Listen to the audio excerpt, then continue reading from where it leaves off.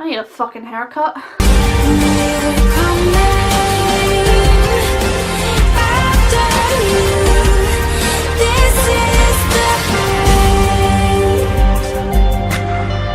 What's up, Shadowhunters, Angels and Dark Models alike, and welcome to episode 3 of Fair and Unbiased for episode 3 of season 3 of Shadowhunters: What Lies Beneath. The first thing I want to talk about is Maris being stripped of her runes and exiled because of her previous actions in the Circle. First of all, I was really fucking pissed off when I found out about this. Not at the show, but at the, the Cleave, because they're assholes and why are they doing this and why is it only Maris? Well, I say it's only Maris. For all we know, there could be other people who had strong influences in the Circle who are getting exiled as well, but it doesn't make sense. Valentine's dead. Maris, would have proved herself to not be part of the Circle anymore. Her and Robert have been working for the Cleave for years now, since Valentine disappeared. They have been proving their worth as Shadowhunters, and they follow the rules. It's probably one of the reasons why Maris was so uptight in season 1 and part of season 2, because she was probably stressed the hell out about how she had to prove herself and prove her loyalty to the Cleave, or else they would do exactly this. And for anyone who's unaware, because the detail hasn't exactly been included yet, but I'm sure you can kind of glean it from how serious it's being taken, getting stripped of your runes is really fucking painful.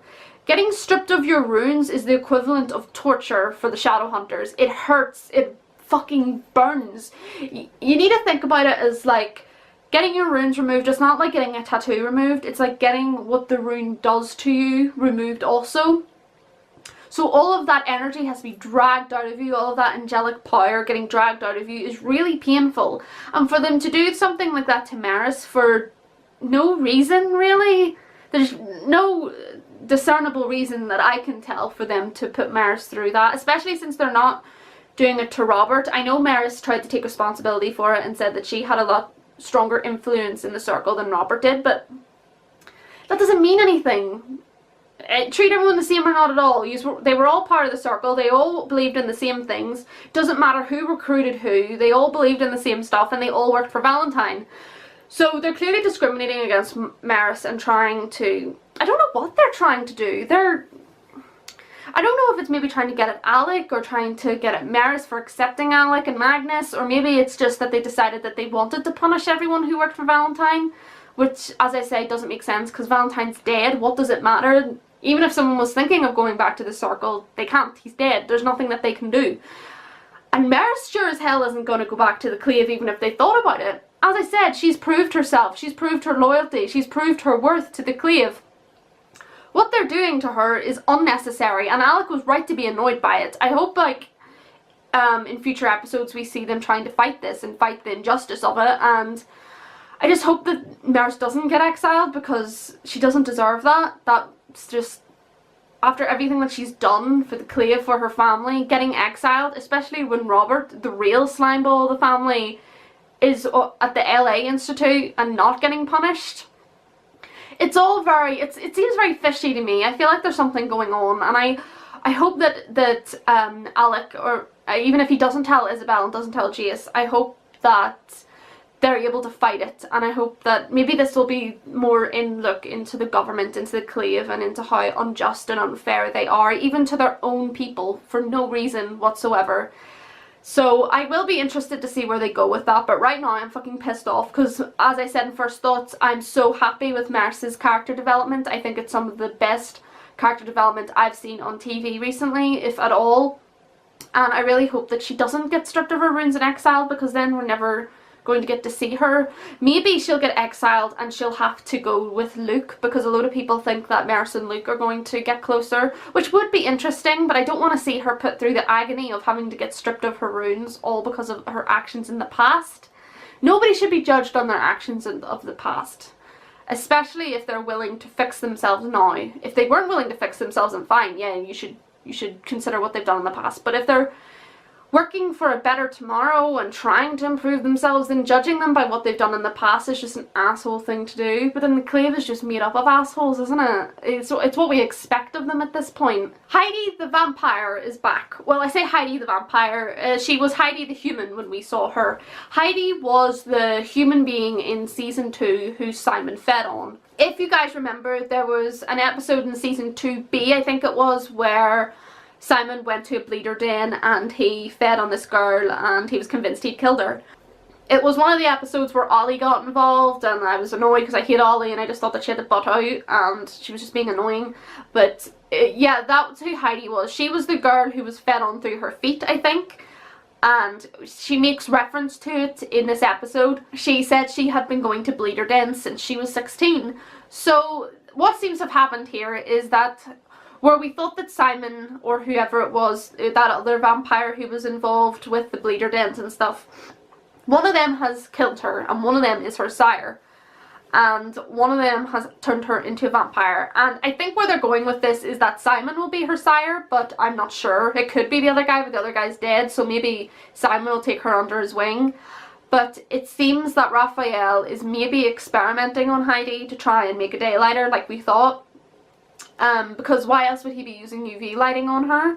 And she seems to be a bit, I don't know if unstable is the right word, but she's a bit kind of loopy. I feel like there's a reason that Raphael wants to keep an eye on her, and the fact that she's escaped is a big deal.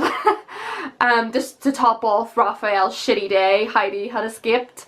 So I think that's where they're going with it. I think Simon is going to be her sire, but I could be wrong because I have no idea.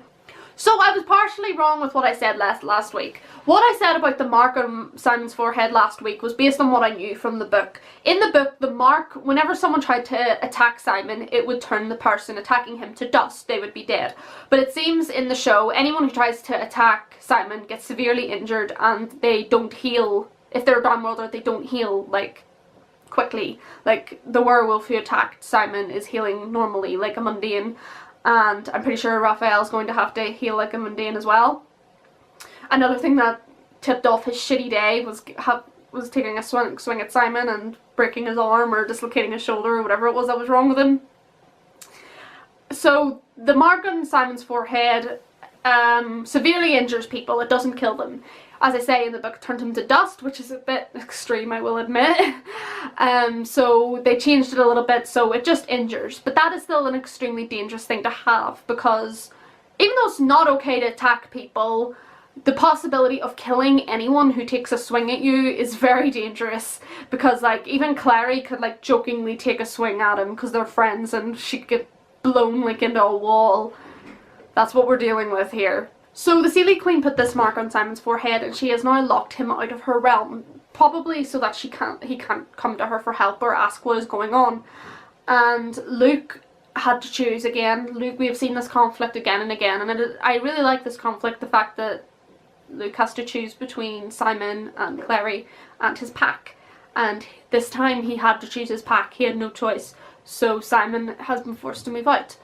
But I think I know where they're going with this, from things that I've seen on the Shadowhunters pages and new characters that are being introduced, but I'm not going to say, obviously.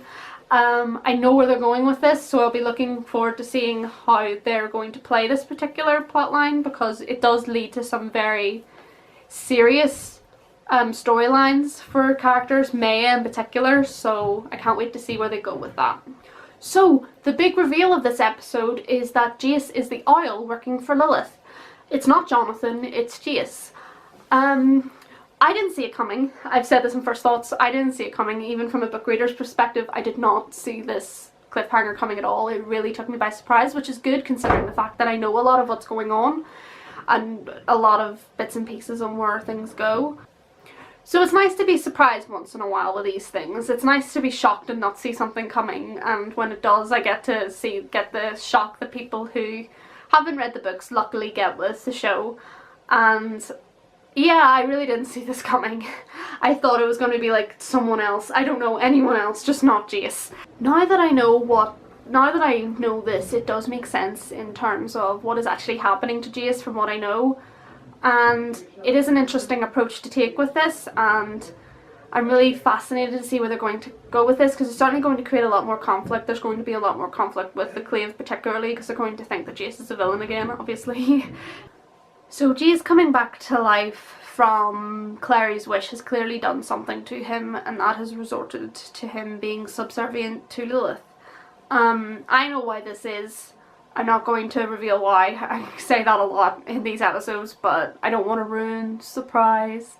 So it makes sense. I just didn't see it coming, which is really good for someone who's read the books. I really enjoyed the fact that I had no idea who the Owl was and was pleasantly surprised with who it ended up being. So that was really good. I really enjoyed that. That's it for this week's Shadowhunters, Angels and Darkmothers alike. I'll see you next week for episode 4. I'm not sure what it's called yet. I haven't seen it about, but I'll see you next week. Maybe with a schedule, maybe not, who knows. I'm not going to promise anything anymore because I have no friggin' idea. But I'll see you next week, Shadowhunters, Angels and Darkmothers alike. And remember, if you have a mark on your forehead by a Seelie Queen, don't let someone hit you. It might end badly.